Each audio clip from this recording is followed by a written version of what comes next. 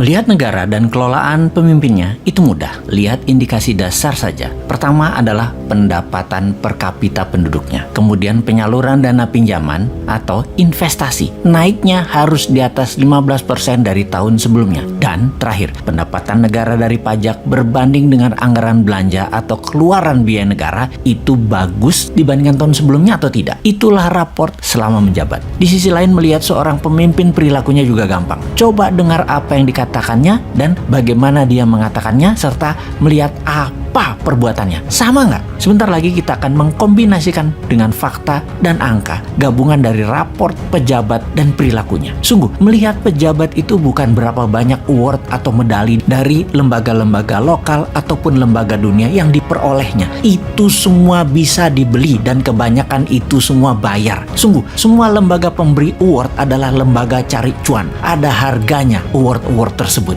Kita kembali ke pelajaran dasar bernegara. Nah, ini yang saya paling senang menjelaskan karena tahu semua kandidat 2024 yang saat ini ada di etalase tidak ada yang terlalu paham akan hal ini. Kebanyakan mereka adalah hanya ingin populer dengan sebanyak-banyaknya nampang di media. Bernegara itu dalam bertindak ada dua aliran besar, yaitu liberal dan di sisi seberangnya ada yang namanya konservatif. Konservatif itu lebih compassionate.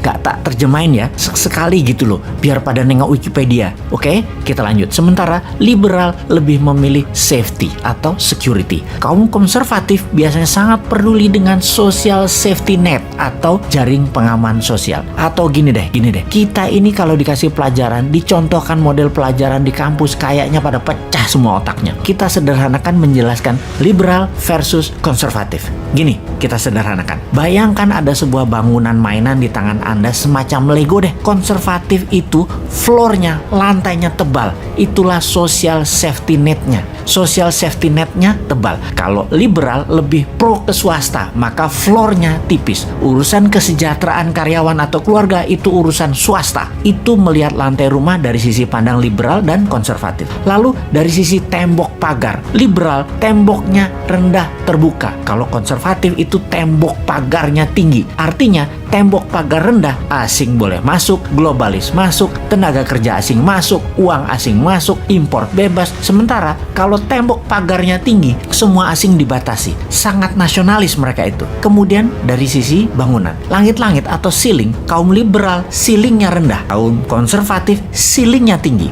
Gaji kaum buruh di dunia konservatif itu tinggi. Di dunia liberal tergantung kesepakatan kaum pekerja dan kaum pemilik usaha. Sekali lagi, tergantung employee dan employer. Saat ini Indonesia ceilingnya tinggi diatur negara, tembok pagarnya rendah, lantainya tebal awalnya tapi sekarang mulai menipis. Tembok pagar sangat rendah karena asing masuk di semua lini, mulai dari orang asing, teknologi asing hingga hutang asing. Lantai menipis karena jaring pengaman sosial seperti biaya pendidikan, kesehatan yang ditanggung oleh negara sekarang mulai tipis duitnya. BPJS itu banyak buat rumah sakit merugi. Itu misalnya. Ketika Newman nanti mendapat mandat, maka ceilingnya akan adil. Swasta dan negara saling melengkapi. Pastinya tinggi. Lantai rumah super tebal dengan pupuk gratis, bunga 0%, printing money untuk UKM, create supply terutama UKM yang ekspor. Tembok pagar tinggi sedikit, asing tidak masuk terutama yang akan mengambil sumber daya alam. Tenaga kerja asing hanya yang untuk transfer knowledge dan hal-hal yang asing hanya untuk hal yang produktif seperti